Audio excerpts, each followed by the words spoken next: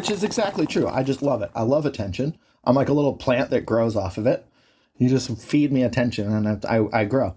And it's just so easy. It's fucking hard not to. Like, if something's just set up, like, it's just fucking easy. If a joke's just sitting there, you gotta do it, and someone has to. And with the backlash, to me, is just fucking part of it. It's amazing. It's like the fucking comments that people just rip into me are my favorite fucking thing. I love them. They're great because they bust out all the stops. Hey, what's up, everyone? I'm Matt, the vocalist of Cryptopsy and the host of the Vox&Hops metal podcast, brought to you by Sound Talent Media, where I sit down with fellow metal musicians to talk about their lives, music, and craft beer. I hope you had a glorious weekend. I most certainly did. This is the 300th episode of Vox&Hops. That is mind-blowing that we've reached 300 episodes in less than 3 years. It would not be possible without the help of many people, mainly Jessica Buckingham, the producer of the podcast, and my wife. And a mad love to all of you Vox&Hops heads who have been supporting the podcast since the very first episode. So thank you for listening. Thank you for telling your friends about the podcast. Thank you for subscribing. Thank you for all your support. I greatly, greatly appreciate each and every one of you. This Vox&Hops episode is presented by Heavy Montreal. Heavy Montreal is Montreal's premier metal promoter, and I'm just so damn stoked to announce that on December 17th in Montreal at Corona Theater, the very first Heavy Montreal presents Vox&Hops Brutal Montreal event is happening. That's right, a true metal and beer fest in Montreal is here this year. The lineup features Cryptopsy, The Agonist, The Great Sabatini, Necrotic Mutation, and Burning the Oppressor. All night long, you will be able to enjoy amazing beers from BG Brasserie Urbaine, Messorum Brassatorium, Sir John Brewing Company, Brasserie du Bas-Canada, 5e Baron, and Brassard de Montréal. Now, it's just so damn cool that this is happening. I can't wait to stand on stage to look out at all of you metalheads enjoying craft beer in my hometown of Montreal at a metal show. It's going to be awesome. The tickets for Brutal Montreal will be going on sale this week, so keep your eyes peeled for those, because this is a party you do not want to miss. Now, before we jump into today's episode, I would just like to ask you to follow the Vox&Hops Metal Podcast on the podcast platform of your choice. But more than that, I'd also like you to tell a friend about the podcast. If there's someone in your life that enjoys metal or craft beer, make sure to tell them that the Vox&Hops podcast exists. You can tell them that there are now 300 episodes with some of the world's best metal musicians available for them to listen to on the podcast platform of their choice. If you would encourage one of your friends to become a future Vox&Hops head, that would be something that I would truly appreciate. Now, in today's episode, I'm with Oliver Aleron, the vocalist of Archspire. Get ready, everyone. This is Vox&Hops episode number 300. I warn you, what you are about to hear is very disturbing indeed.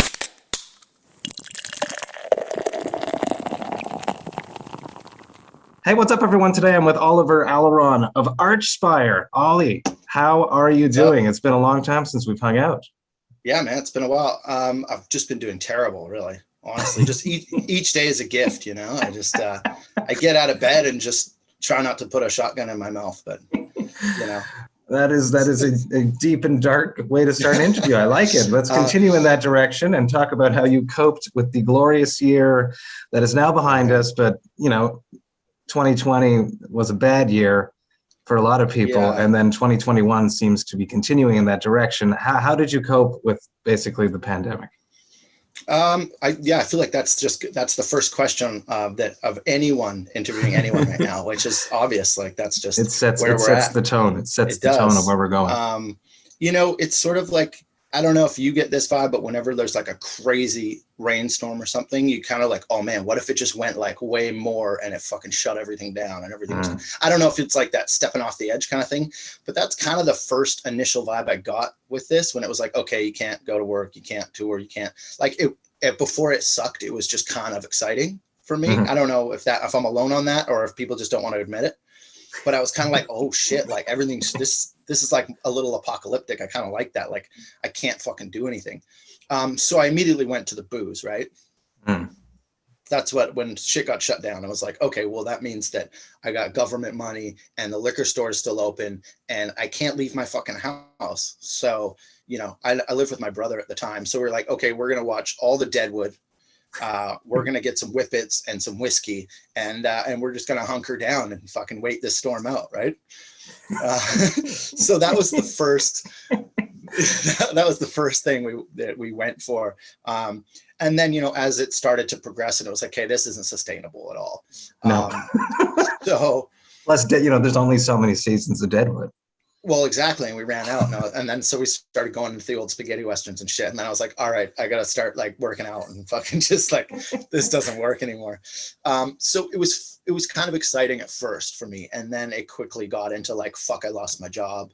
You know, and then just obviously the whole bullshit political side of everything. And then just really wanting to just, you know, you run out of purpose and you run out of like, you know, then you run out of like fucking morale, you know, if you sort of like, what am I doing? I'm not playing shows. I'm not jamming, you know, so, but luckily we got to write.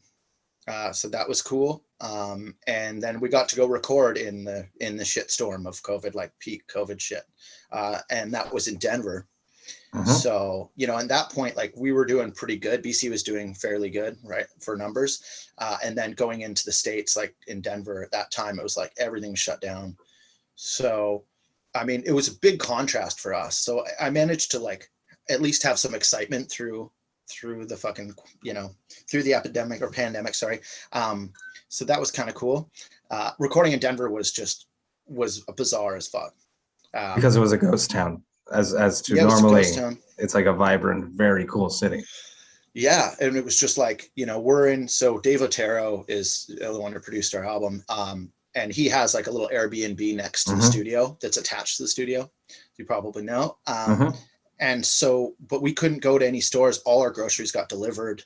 And we were just, you know, I think we were there for 6 weeks, and it was just the five of us in this tiny little, you know, apartment suite.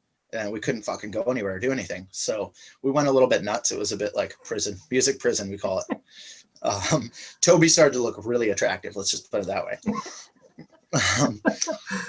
So yeah. And then moving on, like from that, just waiting for the album to come out and trying to just keep, you know, my spirits up. And, you know, like, because before, you know, we had a bunch of tours, I think 3 tours planned that got canceled. I had a charity boxing match that I was just about to do. That also got canceled. So I went kind of in a dark place for a little bit and was like, fuck it, booze is the answer. And then I kind of got out of that and was like, okay, I can like better myself. And, you know, which I think a lot of people did. I don't know if you went through that process, but kind of like two shapes to come out of COVID in. I was saying it at the beginning, you could be in shape or out of shape. So you chose the right direction, whereas I kept enjoying craft beer with my friends on Zoom. Well, I mean, I did that. I kept going up and down. Like I'd go a week of like, fuck it doesn't matter. Just drink your face off. It feels better. And then I'd be like, no, like work out at home, fucking eat proper. So it was a little roller coaster, but which kind of brings to like, I don't know what you're drinking right now, but maybe we can segue into that. Oh, perfect. Yes, Vox&Hops is all about hanging out with my metal friends, talking about their life, music, and craft beer. Now, you're not going to be drinking something on your side, and we'll talk about that in a bit. You are? Okay, so what are you drinking? Something. So perfect. This goes into the not drinking booze thing. Yeah. So whenever I quit drinking booze, it's usually because I'm like, oh, fuck, I don't want a big fucking dad gut, and I got to stay in some kind of shape. So I end up like restricting my eating a lot. And I think that deprives me of like any enjoyment. And then so I go back to drinking a lot, right? So now instead, I'm going to try to get the enjoyment, the overindulgence and enjoyment I get from booze, but from something else. So I've decided to do it with eggs. So what you're looking at right here is a blender, which has 12 raw eggs in it. Jesus Christ. A scoop of protein powder, a bit of heavy cream, some frozen berries, and a little splash of vanilla extract for flavor. And I'm up to 2 of these a day with my normal meals. Jesus. And I'm trying to get up to 36. So I'll be drinking this instead of beer today. Amazing. So that's the first time anyone's ever done that with me. So cheers to you for being unique yet again. Okay. On my side, I'm going to be drinking a special brew. This is that looks good. Gose Piñata.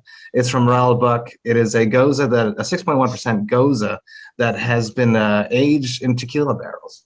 So, oh man, I thought you said ghost piñata, and I was like, is that an empty piñata or is that someone swinging at nothing? Mad shout out to PA, the rep, for hooking me up with this, and to the rest of the Ras L'Bock crew. So talk to me about taking a break from drinking. Elaborate more on that. What is your mindset when you are not drinking? What is better about being sober versus being depressed and drinking it out? I mean, it's the grass is always greener, right? Like, and I think that, it's like anything. If you do something that sucks and feels shitty, then you feel better later. If you do something that feels great, you feel shitty later. It's just nature's way of balancing things out, right? It's true. So it's just the booze feels good at the time, and then future Ollie, I fuck over future Ollie, right? Whereas if I fuck over present Ollie, then future Ollie feels good. That's true. That's true. But I just go back and forth. I'm like, fuck future Ollie. I'm like, let's hook him up, and then just it's back and forth. And I struggle with it a lot because I'm like, you don't want to be the guy that can't drink a fucking beer. You go to Germany and you're in a fucking beer hall and you're ordering a water. Like that's the shit place to be. Mm-hmm. And I've seen a lot of people be like that because they just couldn't figure out how to maintain finding balance. Yeah. And I'm not good at balance. Like I'm good at extremes, like either drink a shitload or fucking fill up on a liquid egg. Like, so it's something that COVID has helped me like kind of just embrace it. It's like I'm an extreme individual when it comes to like consuming things. And I just have to learn to be okay with that and not like moderate by not trying to moderate. But like, sometimes I'm going to drink my fucking face off. Sometimes I'm going to not touch the shit. And that's just the roller coaster I'm going to be on, And I think that there's a lot of like, you get a lot of flack socially for that. Like people are like, oh, you're not drinking, what the fuck? Or they're like, man, you're drinking way too much. You got to be careful. Right. But I just can't do the steady, like I'll drink a 6-pack every night and never want more, or, I got to be one or the other, and I'm just kind of embracing it. So right now I'm just on the one side of the fence, but I'll hop over in a few weeks. I'm sure, like probably Halloween. I don't know. Well, you be you. And it's important to be you. Cheers to you. Cheers. Let's see what this Gose Piñata has. You can smell the tequila in the nose. Really cool. Oh, sweet. Gose. A Gose. So it's a Gose. Okay. What's that mean? It's a sour beer, but it's a little bit salty at the same time. Oh, okay. I'm loving the new barrel aged shit they're doing now. It's so wild what's been going on. It's so that's exciting. My favorite. It's my favorite new trend. I love the sours. Tequila comes through really nice. Come through? It's really cool. Oh, their barrel aging program has been really amazing the past few years. So because I remember when it was just the whiskey barrels, it was like Innis and Gunn and shit. Yeah. But now like, because I picked up a few kitchen shifts now. Because I'm fucking bored as hell. So I'm working at this place that has an awesome beer list called the Magnet in Vancouver. And so I'm exploring all these new beers, and the IPA craze is still here, but the barrel aging is coming through with wine barrels now. And the wine barrel aged stuff is just like, it's my favorite beer trend, I think, that I've in the last few years for sure. These complex sours. Blended sours, mixed fermentation sours that they throw into barrels. Super fun to play with, and it's closer to wine. It's a really interesting experience for a beer drinker. And I find it has a way wider range of flavor. I know that that's the cliche thing, like all IPAs taste the same. I know that's not true, but there was a point in Vancouver where it was like the fucking more bitter the better. And I like strong beers because they're usually around the similar price and they get me more fucked up. And I just admit that. But, so I look at a nice fancy beer list and I'm like, okay, what's the strongest percentage? Okay, it's still fucking $12 because that's what pints cost here. And then I think they're a bit cheaper over there, but Montreal, we're pretty, it depends. We're in the $8 range, I would say, for a pint. Yeah. Is an acceptable price. Other people like to pump it up a bit. Yeah. So I just found myself drinking IPAs and pretending I like them because they were the high percentage beers. But I prefer like a Belgian beer. They figured out how to do high test beer and make it taste good and smooth and not, like you're chewing on a fucking dandelion or whatever, or a fucking pine tree. So when the sour shit came out, I was like, this is going to get really good soon. It's like it's like fucking VR or something. It's like they're testing the waters. The technology's not quite there, but it'll get there. And it got there so quick. And now we have these awesome barrel-aged fucking beers that are like a bit sour, but have all the flavor. I'm really into it. So I'm wanting a beer right now, just talking about it. No. But there are really good non-alcoholic options going on as well. That they have really stepped up the game in that aspect as well. Ras L'Bock have a fantastic non-alcoholic beer series, and it's all about the yeast. It's all about the yeast. You gotta have the right yeast. If not, it tastes like horrible wet cardboard.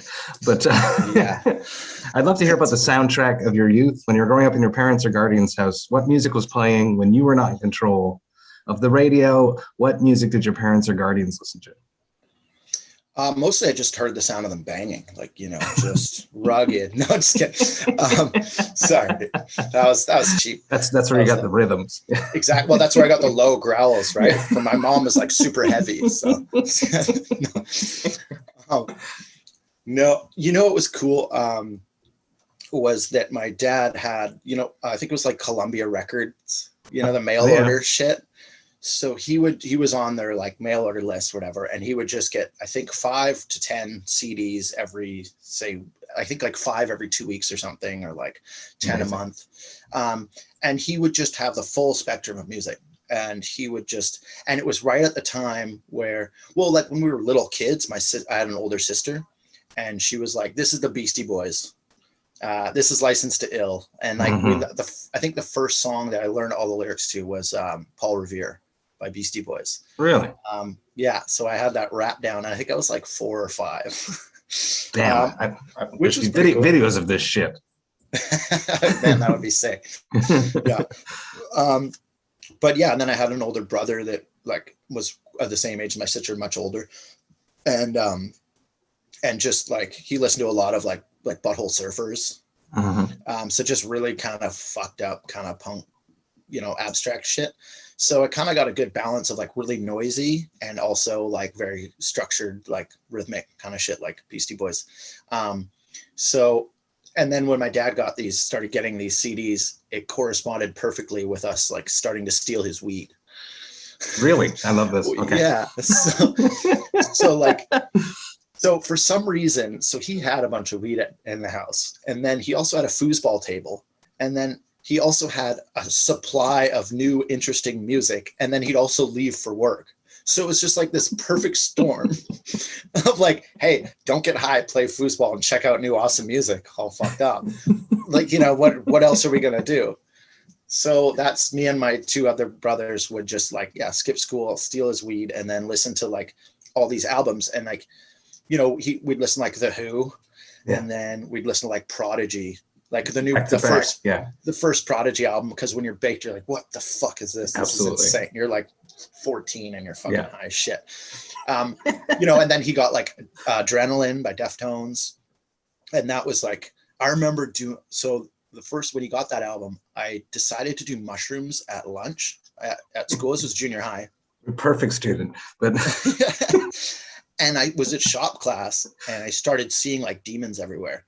Jesus. And so I fucking like ran home, and there's like demons everywhere. And I just put that album on, and I was just like laying on the couch, just tripping my ass off. And now that album's just stuck with me. So, and people might put it on now and be like, that album sucks. But for me, it's a great album because I was high as shit when I first heard it. So those emotional connections transport you right back there, especially with mushrooms for some reason. Yeah. And I got to ask you, like, do you get that feeling very often with music at the age that you're at now? Like, do you get that, like, this is going to stick forever kind of shit? So much less since I've switched to digital. Oh yeah. Since I've signed up. Do you think that's what it is? I think it's what it is. I think before I would buy something and I would like force myself to like it. Or at least give it more opportunities to be liked. More listens, more attention.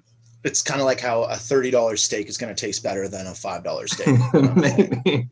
But I used to buy a lot of music, like a lot, just buying from iTunes. And then I signed up to Apple Music, and I listen to way more music.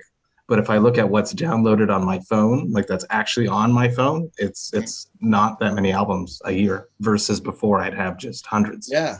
So I'm wondering, I thought if that is like a certain development part of your brain, like where you're at a stage where your brain's developing, where that music just like fucking slips in and just like, you know, touches you the right way in the middle of the night. And then you're just like, and you're like, all right, that memory is with me forever, you know, but in a positive way. The succubus.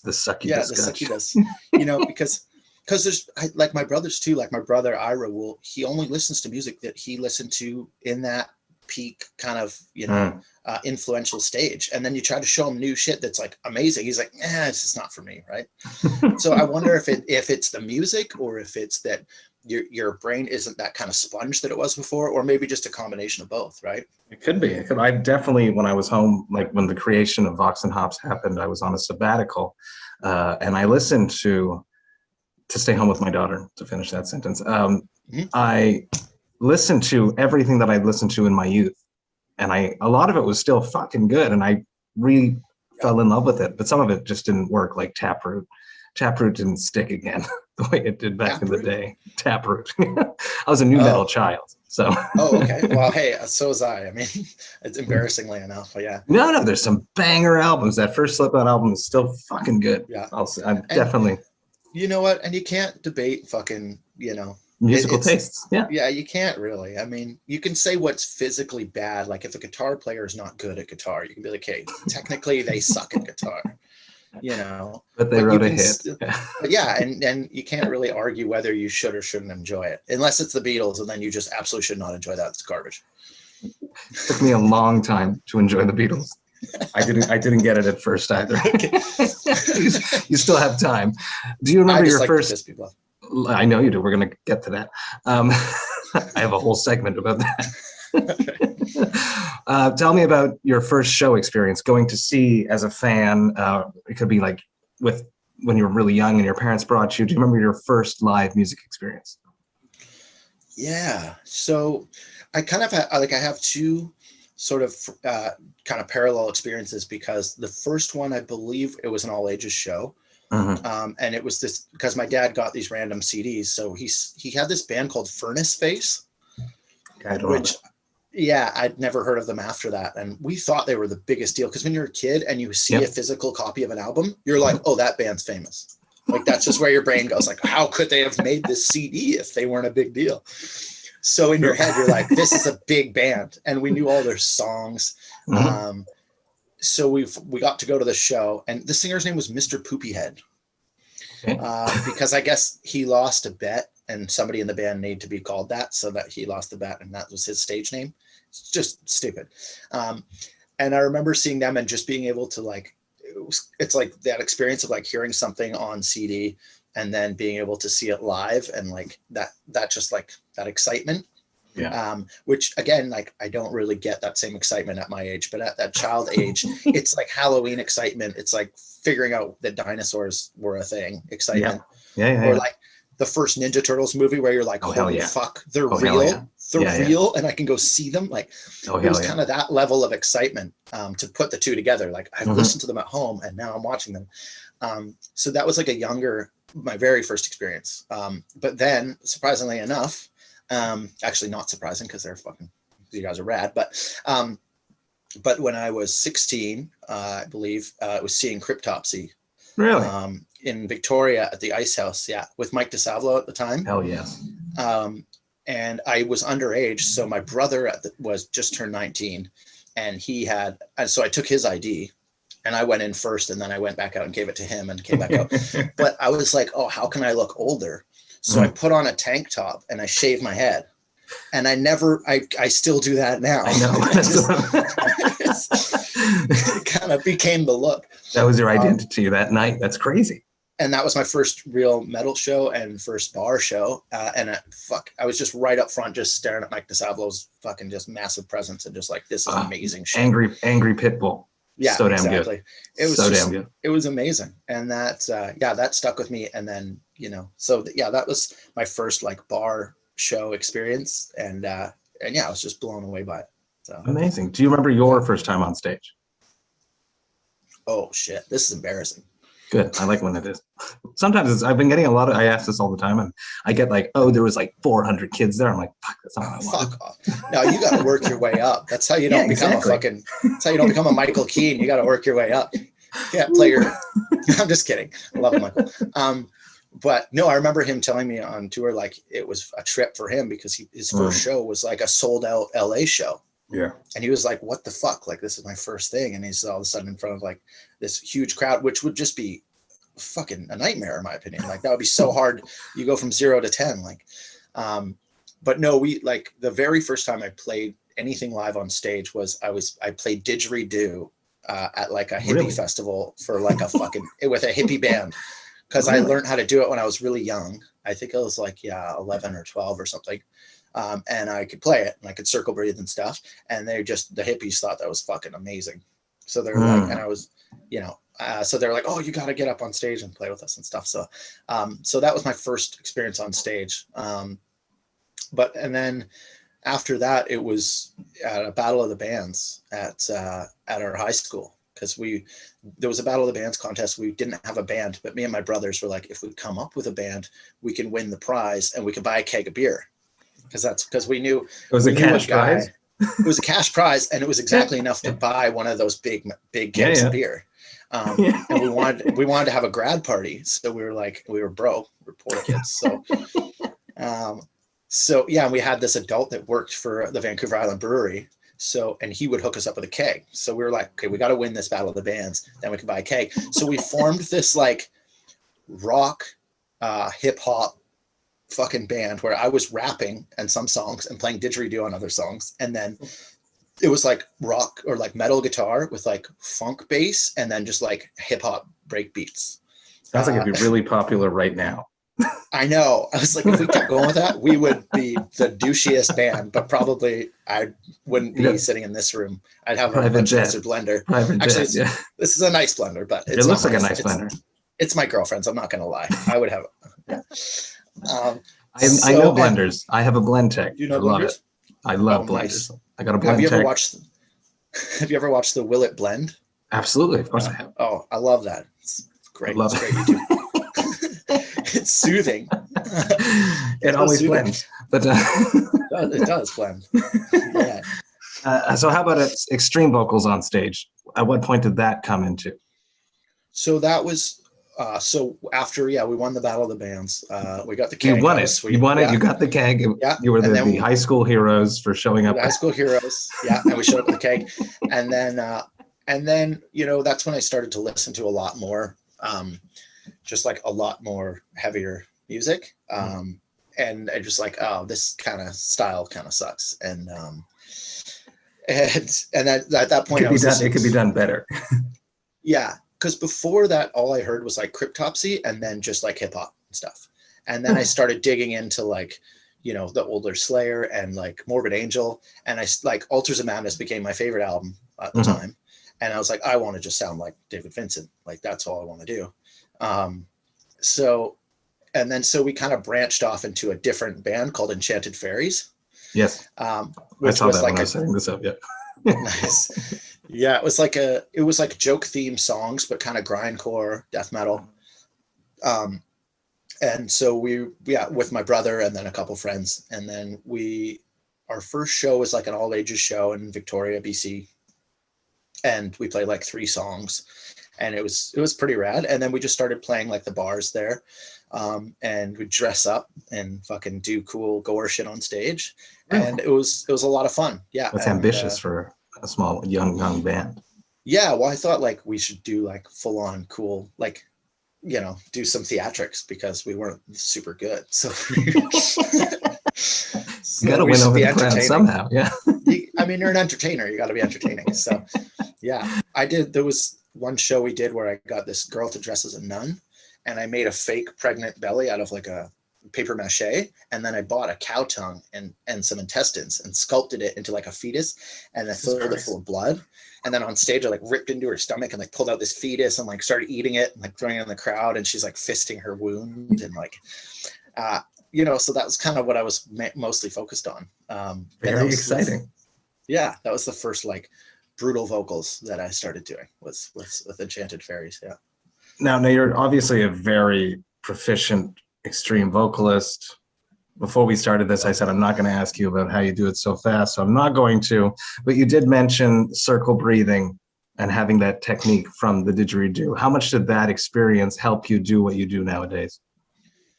It was a really good stepping stone for me, like just to practice breathing and just to control your breathing. And like I don't actually can have continuous breath if I'm doing death metal vocals. Like I can do it with didgeridoo because it's a fine stream of air, very fine stream of air. So you can replenish that really quickly. There's no way if you sang like that, you'd sound like fucking Jingle Cats or something, like Alvin and the Chipmunks. I don't know. So I don't, but I've tried to make that segue, like if it's a circle, like circle breathing, I've tried to make that gap as little as possible. So before I incorporated the circle breathing, say my gap of breathing would be like that, where this is where I need to breathe. It's sort of tightened up a bit. So now I can just like take one quick nostril breath and you can barely notice it like live. If, you're like, how is there a breath there? And it's sort of a half breath really. So it did help me a lot to be able to learn how to store air and take the quickest breath possible so that you're just like, you'd have to like listen to it isolated to really notice like, okay, he is taking a breath there, it helped huge. Yeah. So something that baffles me, like I write lyrics, right? Now you have to write way more lyrics than anyone else because there's just so many more words going in. Is that a curse or is it something that you actually enjoy doing, writing lyrics? I put it off to the absolute last moment because it is like, I enjoy the result of it. And every once in a while, if I'm on a roll, I can really enjoy the experience as it's happening. But it's like getting into it is so fucking difficult for me because it seems like such an insurmountable task. Like it's so many words. So many words, and it has to fit perfectly, and I have to have different patterns, and I have to, enunciate everything. And I'm like, I want to tell a story. I want people to be like, what's this song about? And I can explain it in detail, and they'll be like, oh yeah, that does make sense. You learn that through interviews, right? Because they say, what was this about? And you're like, oh shit. Yeah. I got to talk about this now. Yeah. But a lot of the time it's like, well, how much time you have? Because it's about this, but also about this that relates to this. And so I do really enjoy the end result and when I'm in mid process, but the getting going is difficult, which is why I've just designed a whole technique to get into my writing zone. And what's that? So for this album and the last one, I just went in complete isolation. So I did for this album, I just locked myself away for a week, and I didn't have my internet on or my phone, and I just kind of went nuts. So I would just wake up. Is this at your house or at Otero's house? No, this is at my house right before going to Otero's. Okay. And that's where I wrote the bulk of the whole album. I changed some things and refined things while we were in the studio, but yeah, just a week of isolation and just just very minimal. I mostly just ate eggs and black coffee. You got the book behind you too that says eggs. Oh yeah, that's a great cook. It's an amazing cookbook. But yeah, like just eggs and black coffee and no phone, no internet, no distractions. I didn't go outside. I just would write all day until I felt like sleeping, and it would probably be like 14 or 16 hours. And then I would go to sleep, and then I'd think about as I'm going to sleep, I'm like thinking about all these things, and then I'm dreaming more, and then I wake up and I get new ideas from the dreams I have. Amazing. And then I just start writing right away. And it's just a way to just completely focus on the task and to not be sidetracked and to be able to go all these avenues that you didn't expect you would go to with your writing, So I find that really beneficial because it's just, it puts you right there and you're just exercising that part of your brain constantly. And you also want to get the fuck out, like you want to finish. So, but yeah, like some of these like shotgun parts was like, I'll spend like, I'd spend like 7 hours on a part and then I'd be like, fuck, this is like maybe 15 seconds of a song. Yeah. Because you got to figure out, okay, the exact proper syllable that I can actually say at that speed. Where am I going to take my breath? Is it saying the thing I want it to say? I don't have a thesaurus to flip through. So I'm trying to just pull those words out of my head. So So yeah, it's I've over the years learned how to kind of do it a bit quicker as I keep going, but just the matching the snare style really like forces you to dedicate like a long period of time to each part, you know, and be willing to do that, you know. And Spencer keeps pushing himself to go faster and faster. Yeah, which is great. So, but you know, at some point I give up, like for sure. I know my limits and I play within them. You know, there's one song on the new album that's 400 beats per minute. So I have short bursts where I'm matching his snare, but it's for like, you know, one or two lines of a part, right? Basically the equivalent to them alternating the blast hand. Yeah. So I can't do a full verse or anything like that, but I figured out the exact amount I could go that speed. But that shit takes so much longer because there's so many letters you can't say at that speed. You know, like really? Okay, interesting. All the plosive stuff, maybe no, or like it's all stuff that has the same tongue movement, H's and T's and shit, and then like S's are just out of the question. So there can't be any S's at that speed. So it's like, yeah, as soon as you start to get to those speeds, you're like half of your fucking vocabulary is just out the window, or over half. Wow, so you're very limited. Yeah, you're very limited at what you can say. So I can't pull up. I would have to think about that. It's a song called Aum, A-U-M. And that's when it comes out, you can like read along the lyrics. I'm definitely going to think about that. Yeah. Yeah. And be like, oh, okay. He's like, there's you can pick out like letters that aren't there. Shit. And that's why, because that's the max speed I think I could go. So for now, because we're always pushing ourselves. We'll see. Maybe enough eggs will help me. Fucking. I am interested also. I've done it both ways myself. I've written lyrics and then written my patterns afterwards, and then I've written patterns and wrote lyrics to fit that. What technique do you do? Well, I'm not sure. Like, you do that just based on the song and the part, or is it? No, I've done albums in one way, and I've done albums in another way. Like intentionally, you're like, okay, I'm gonna just do that. This is the technique I was going to use for this album. Yeah. I mean, I think that I don't know about you, but yeah, I mean, I do the same thing, and it's just I approach each song as a different piece. Okay. And try to take like, because if I write it from a different perspective, if I write it like, you know, with a different technique focus in mind, I find it's no matter what, it's going to be a different sounding piece, you know?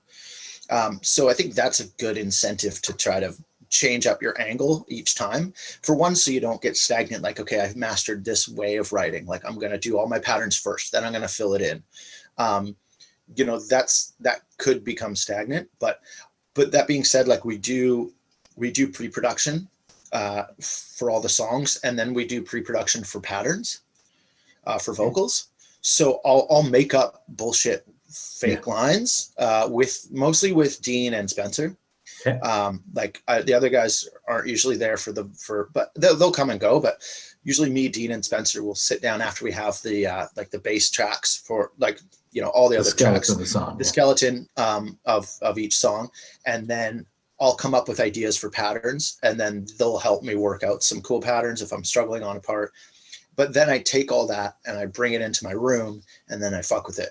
So, and then I write. So I guess I do start mostly with patterns, but there's times where I'll have, you know, where I'll just have parts open and I'm like, this is too complex of a pattern to bullshit first. Yeah. You know, I need to have words for this to make sense to sell it to the band.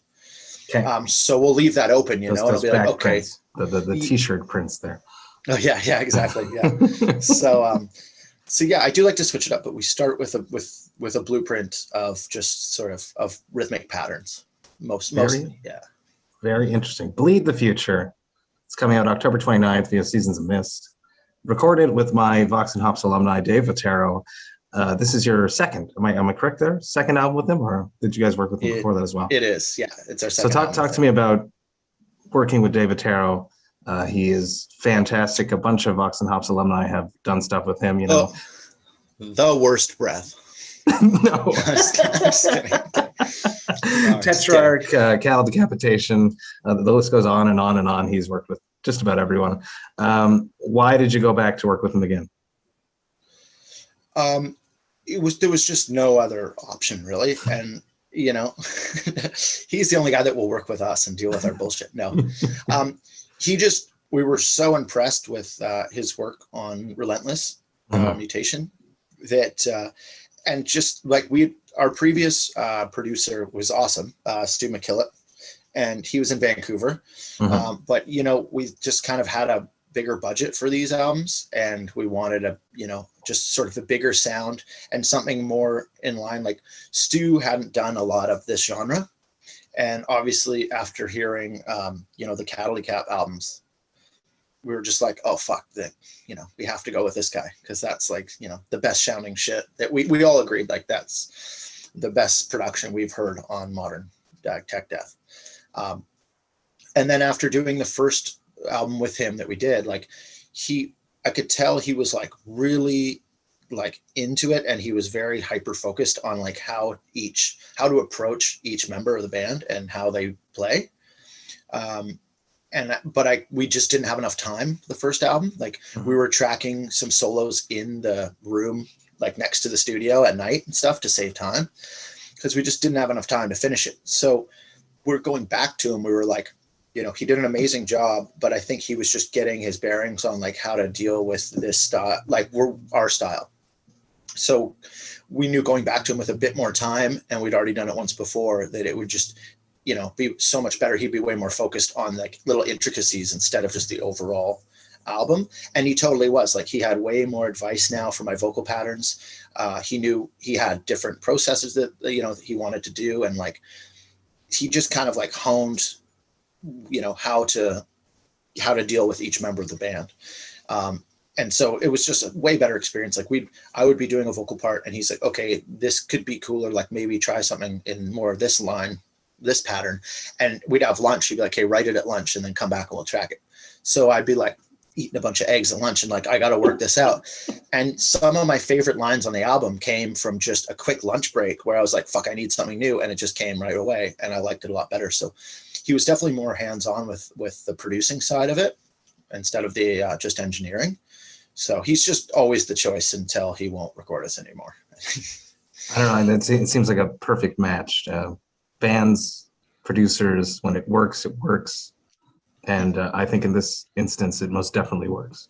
Sweet. Well, I'm glad you think so. And yeah. And, you know, just having someone that's not afraid to like push a member of the band to like, he's like, no, like, because we all want to be the craziest as we can in our, you know, and our instrument. And he really helped us like take a step back and be like, you know, to each person, like, it's not about you. It's about the whole of the music. And on this album, that's what we all really appreciate about it, is that there are like, you know, we do take a back seat sometimes and let someone drive for a bit instead of us all trying to drive at once. Yeah. So, and that by doing that, I think that with those parts where we are all fucking going nuts at once, they stand out way more. And it's overall just a more easy listening album, in my opinion. But I might be biased, but I think it's just. No, I definitely understand what you're saying. Like, I love Beneath the Massacre. I love them to death.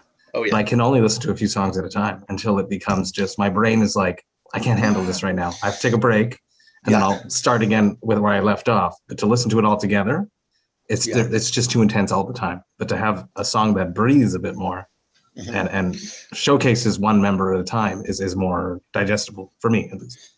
For sure. And I don't even take that as like, I don't consider that a discredit to the bands that do that, because I feel like it's just more of like a, you know, once you're like have access to that style of music enough, then those bands become more like, you know, you're able to process it more, and then it's more enjoyable. Like Origin and Brain Drill and Beneath the Massacre, like that's not first time tech death listening. No. You know what I mean? You gotta work your way up to that shit. It's a third or fourth course meal right there. Exactly.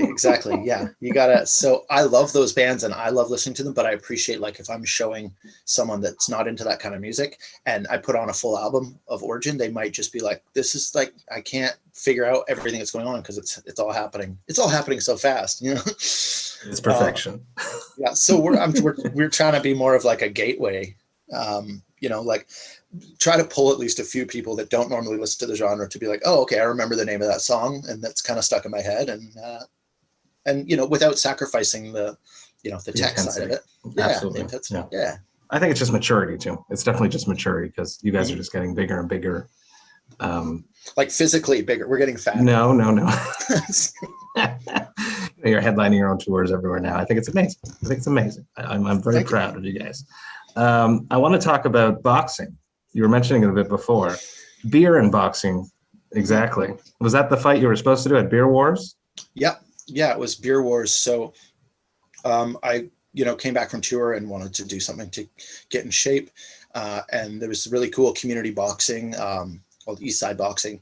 And they do a lot of community programs for they do lunch programs for kids. And they're on the downtown East Side, which is a pretty brutal area of Vancouver. Mm-hmm. It's so they do a lot of cool programs, and they had this Beer Wars where you get sponsored by a brewery, and you train for 3 months, and then you fight in a fight, and all the proceeds go to give free classes for LGBTQ members of the downtown East Side. So, for self-defense. So if they get fucked with, they can, feel more confident, and just to build confidence, and so I thought that was really fucking rad, really cool thing that they're doing. And I also just wanted to see if I could do it. So why boxing then? Well, I don't know about you, but I never really grew up as a sports person. We were listening to music and smoking weed and not playing sports. So the idea of getting Rocky. I liked Rocky. Oh yeah. I mean, see, I never wanted to watch Rocky because I loved Rambo so much, and I didn't want to think of him as Rocky. So I still haven't seen them. Really? Really? He cries a bit more, but does he? Okay. Yeah. See, Rambo wouldn't cry. Rambo doesn't cry. Yeah. So it was just something that seemed like a bit easier to get into than it just felt strange to do I'm going to start playing football at 35 or 36. Yeah, I guess I was 35 at the time. And it was also something that my friend had done before, and he owns a brewery. So what brewery is giving him a shout out? Yeah. So he owns Brass Neck Brewery in Vancouver. It's my favorite. Even if he wasn't my bro, it would be my favorite beer in Vancouver. It's amazing. Awesome. Yeah, they do amazing beer. So, and he had done a fight previously a few years back, and it's always something that I've wanted to do, because just to see if you could do it, and to get that adrenaline rush of going up on that stage is a lot different. Yeah. So you might not walk off. Yeah. And also it is amateur, so no one's fucking knocking people out really, But so it was a lot of fun to train and to do that. And then, I got into full sparring, and was doing good, and it was going to happen. And then COVID fucking hit, and it just crashed. So is it something that you're going to look into doing again once it is permitted? Yeah, well, I'm back boxing now. And just for, fitness and for my cardio and stuff, to hopefully when we tour again, it'll help with my breathing and my stage presence. And so, but I would love to go back to do that charity event again, but they just haven't got to the point where they're willing to rebook it. So once they do, I'll be fundraising again and get my fucking face punched in. Which some people want to do a lot with your online persona. There's my transition. Nice segue there. That's good. Your online persona is quite aggressive. I know you, so I always imagine there's some truth behind the sarcasm behind the truth. Talk to me about your online persona and voicing your opinions, and how you deal with the backlash sometimes. Well, I mean, it's pretty easy. You just, if someone says something you don't like, you either just laugh it off, or you just don't look at your phone. I mean, it's, okay. It's not real. It's just, it's not real. It's make believe. Okay, that's interesting. I don't know. I've gone through phases of I think from day to day, I have completely different opinions, and I have completely different ideas of what's funny and what's not. And it fluctuates every day. One day I'll wake up and think that the fucking crudest thing is the funniest thing. And the next day I'll be like, man, if someone else said that, I'd be like, that sucks. That person sucks. And I think it's okay to go with it. And if somebody judges you on one thing you thought was funny, then do you really want to fucking spend time, and it's not even someone you'd spend time with anyways. So it's sort of correct. A great defense to be like, okay, well, now you're not going to enjoy my company. So if I run into you, you're not going to want to hang out. And that's perfect for me. So I don't have to make an excuse as to why we can't hang out, because you've already decided you don't want to, So it limits my social interactions to people that I would get along with, I think, I think the most harsh thing that you ever did, in my opinion, is back in 2015 after the Bataclan shootings. Oh yeah. And you made a post that said, "I can't believe in this modern day and age that something as horrible as this would happen." Everyone was talking about this, what had happened, and you said, "I can't believe people are still listening to or going to Eagles of Death Metal shows." Yeah. Which, okay, so there's so many layers to it, because for one, people got mad and sent me death threats, which is from that one. Yeah. Okay. Which is exactly what happened. Yeah. That they're defending. So it's like, what the fuck is the difference? They were making a joke that people found really offensive, and so they threatened them, and they became a threat. And then those same people are doing the exact same thing, which I knew would happen. And I think that's hilarious, because you need to fucking look in the mirror and see that you're doing the thing that was the problem. Making fun of the prophet is not the problem. It's the people that took such offense to it that they felt threatened. And that's what people did. And if you examine like the jokes, like, yeah, they're in poor taste, but like, I was just saying, why the fuck would anyone pay to go see that shitty band? Like how? And then, but people, the thing is, you can put whatever out you want in the internet, and people will put their own spin on it to get their own anger and their own emotion out, so they can feel like they've done something to be on the good side of the cause, even if it's totally irrelevant to what I'm actually saying. It's like, and so I think that people love looking for those comments. Like, we recently had a dude that worked at a publication, and I don't need to name the publication, but that wanted to interview me. And they were like up and coming, like they're not a big journalist or anything, or, so they wanted to interview me. And then they sent our label an email being like, I can no longer interview him. It's like, I didn't ask anyways. But because they scrolled through all my old Instagram posts, and at some point I said retarded. So they didn't want to interview me. And I was like, cool, I don't want to do that fucking interview. If you're scrolling through, like, imagine if you only interviewed yourself. That would be boring as shit. Yeah. Like, you don't have to agree with me to interview me. You could even expose me as being a prick. Like, look, I interviewed this fucking prick. He kept saying retard, and I hate it, and it's stupid, and he should learn how to say other words, because that's because he could have used that as a constructive way to correct, not that you need to be corrected, but correct something that he thinks is offensive. Yeah, I mean, what you're supposed to do when you're interviewing somebody is shedding a light on who they are as a person, not like, you need to have the exact same views as me, otherwise I won't interview you. Because that, I'm pretty sure like interviews would get real dull real quick. So, and I feel like he was looking for that thing to get upset about, because I would never do that. If I meet someone, I'll scroll through all their shit to see if they said something that pisses me off. And if they did, I don't give a fuck. Like, so, and I think it's that same mentality, is like, people want something to get upset about because it makes them feel like they're doing something without fucking doing anything, So that's what I like to poke the bear with that, I can tell, but and how much pleasure do you get when it pops, and that you've hit a nerve somewhere? Is there pleasure? Of course. How do your bandmates feel about it? There's 3 questions at once. I'm sorry. That's all good. They're like, oh, cool, all he needs attention. Okay, which is exactly true. I just love it. I love attention. I'm like a little plant that grows off of it. You just feed me attention, and I grow. And it's just so easy. It's fucking hard not to. Like, if something's just set up, like, it's just fucking easy. If a joke's just sitting there, you gotta do it, and someone has to. And with the backlash, to me, is just fucking part of it. It's amazing. It's like the fucking comments that people just rip into me are my favorite fucking thing. I love them. They're great because they bust out all the stops. And like, and they think that it's going to upset you, and here you are relishing in it. Like, genuinely fucking enjoy it. Not like, oh, I like it. Like, I enjoy it. It's like amazing. Yeah, it's interesting. Interesting. I like it. A lot of people would say it's not Canadian, but well, I'm polite about it. Let's talk about a completely different aspect of you. It's still obviously your voice work, acting. with Jason Momoa, of course, in C, which my mother watches and she loves. And Nice. I didn't realize that you were doing that. And when I see her later tonight, I'm going to tell her, and she's going to be very excited that you helped. And we're a part of that, and Nice. doing voice work too, because I know that you're.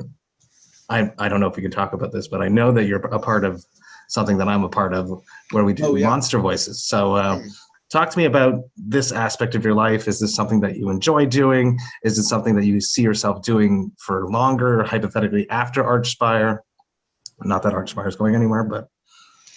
Well, I mean, we're getting old, so you can only play this shit for so long. But, which is something I've only recently started to think about. Like, oh yeah, we're not going to be able to play this shit when we're like 45, or maybe we can. But so trying to think of like what to do after that, because it's obviously not. It's not fucking retire well money, you know. The insurance policies are really good. Yeah, exactly. Yeah, there's a pension plan for tech death. So like getting that opportunity to work on that show, just the small, tiny little bit that I did, was amazing. And then, you know, getting to do just doing some voice acting auditions was really fun. And like recently we just shot that Drone Corps Aviator video. Super sick. And that, there was not really acting, but I had to like hang upside down and sing the song and keep my eyes open and, and act like I was getting fucked with. Super sick. And it definitely like made me think like, oh, this would be an amazing, path to pursue, not career wise, because I don't think anyone that goes into acting for a career has any fucking brains, but because I mean, that can't be your objective, or you're just not going to be satisfied. Right. Like, but I think as an art form, it's really cool. And it's something that I've always wanted to do, kind of like a boxing match. It's like, memorizing lines and becoming a character and actually doing that would be, kind of a dream come true thing. So, but I would really love to explore that more. But it's just a matter of like, when do you get that training? If you're going on tour, and like, I could have done it all through COVID, but I was just getting pissed instead. So, but okay, did you get a good album out of it? How are you finding that the voice acting stuff? Like, I only did one experience so far. The game will come out shortly, and It will be announced that I was a part of it, but it was super cool. It was like one day, super fun experience, and I'm looking forward to doing more of them when the time comes and I actually apply for the positions that are being offered to us. Nice. Yeah, there was one I didn't apply to because I was away, and then I did a read for one of them, and I think I got into the top 3, and then I didn't get it. So, but it was still a lot of fun, and I've just set up my own vocal booth with with a really good mic, and so I can do like these guest vocals. Like you just did Vulvodynia. Yeah, I want to talk about that as well. Yeah, and so just trying to, because we're not touring, trying to at least stay active vocally, and that's why doing those auditions are really cool, even if I don't land them. And voice acting is just a weird thing to do. Like, you're like, okay, act like you're kicking something and you're pissed off because you couldn't hit it or something, and it's just you in a room. Like, how are you gonna? So you really got to pull like fucking deep from your brain to come up with like what it would sound like, which is, I think, just a cool exercise, whether you land anything or not. So I did that with Capcom for what the fuck was that game? It was like a zombie game. Now I can't remember the name offhand. I just have the when I hear Capcom, I think of, what was that game? With Dead Rising. Contra is what comes to mind for some reason. But no, I think it was Dead Rising.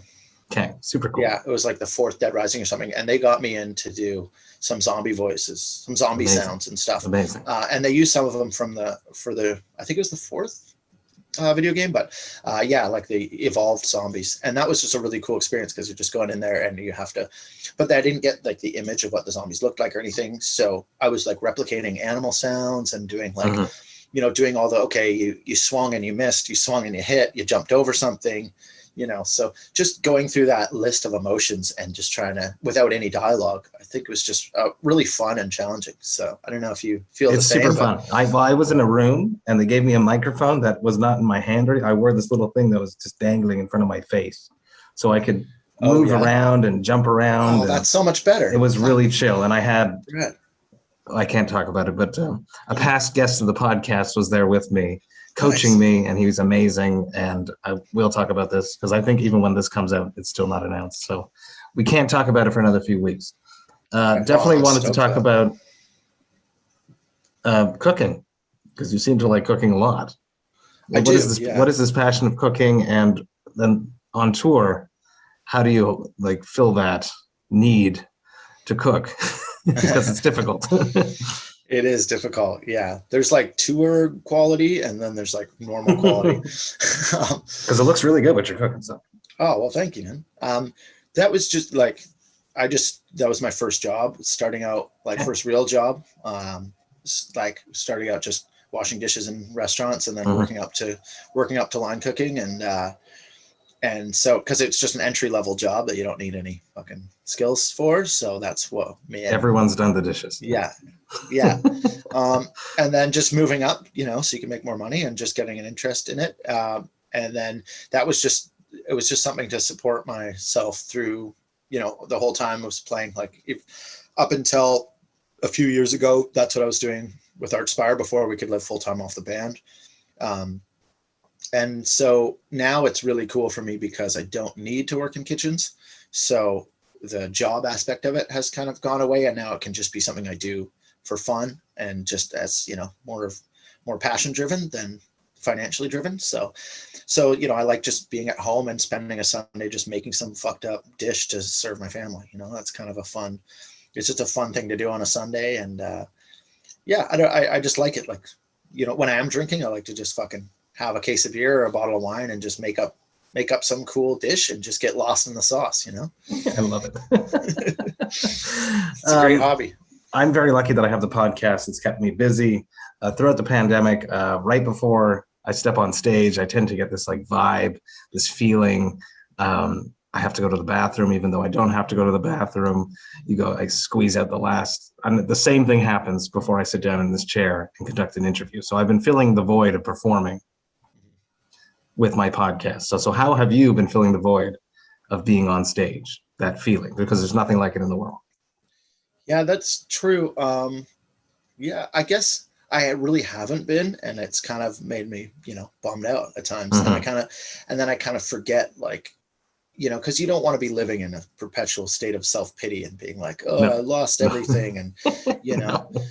And you don't want to play the, like, my card was worse than your card. Like, if somebody's complaining like, hey, like, I can't go here because I don't want to get vaccinated, or I can't, and you're like, well, I lost my entire fucking job. So like, like my whole livelihood, but you don't want to pull that card because just because I'm suffering some shit doesn't mean that you're not, right? So you don't want to play the tit for tat game of who's got it worse.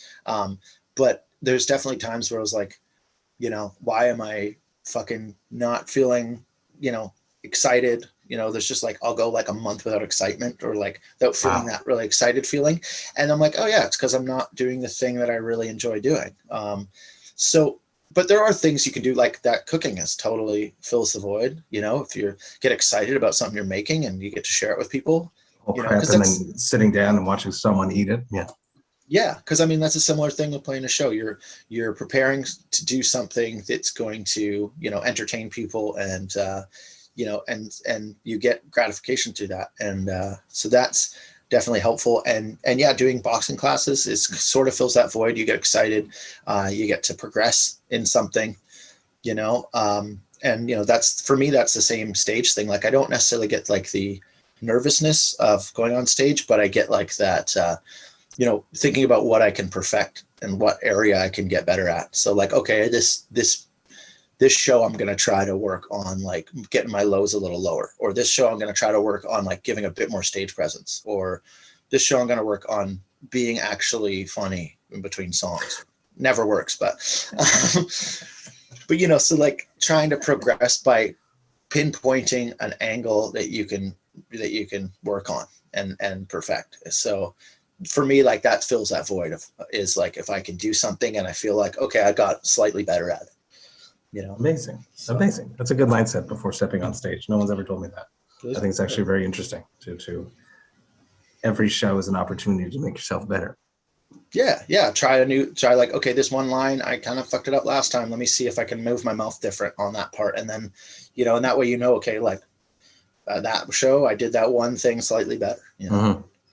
Interesting. Christian Donaldson doesn't let me get away with anything. But, he always tells us when we fuck up. He's got the magic ear. Beautiful. We'll wrap this up. One last question. It's not happening to you right now because you're pounding back a bunch of eggs, but it most definitely did happen to you throughout the pandemic when you weren't pounding back eggs and you were, digging into the deadwood. What is your hangover cure?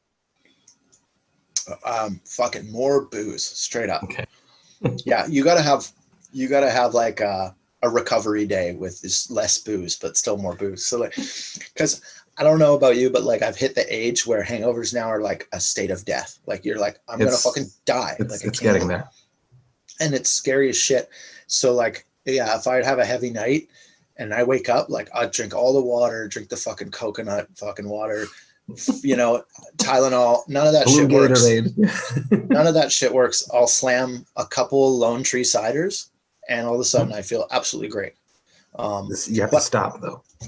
Yeah, you do have to stop. So you got to stop about like 12 hours before you have to do anything the next day. So that's a good one. And then that's when you pound the water and eat ice cream. Then I'll eat like a whole pint of ice cream.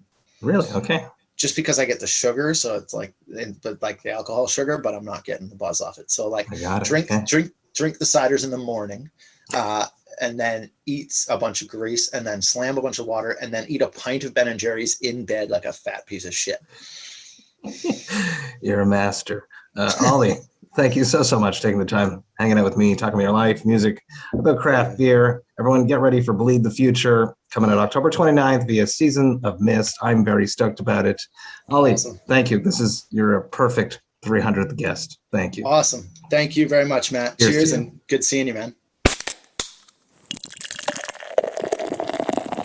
Hey, thank you all so much for listening right to the end. You know that I love and appreciate that. Man, did I ever have a blast connecting with Ollie. We had met at Armstrong Metal Festival many years ago, and I remember distinctly having a conversation with him and just hitting it off. So I was very, very stoked when I had the opportunity to have a chat with him. He was the perfect choice for my 300th guest. As you guys just heard, he is extremely entertaining. He's really funny, and he has unique opinions about things that I think are interesting. I'm really excited about their brand new album, Bleed the Future, which is coming out on October 29th via Seasons of Mist. You should definitely check that album out because it is going to be a contender for the top 10 albums of 2021. I am 100% certain of that. If you enjoyed this Vox and Hops episode, you should sign up to the Vox and Hops Metal Podcast's mailing list. You can do that on my website, voxandhops.com. That's VOXANDHOPS.com.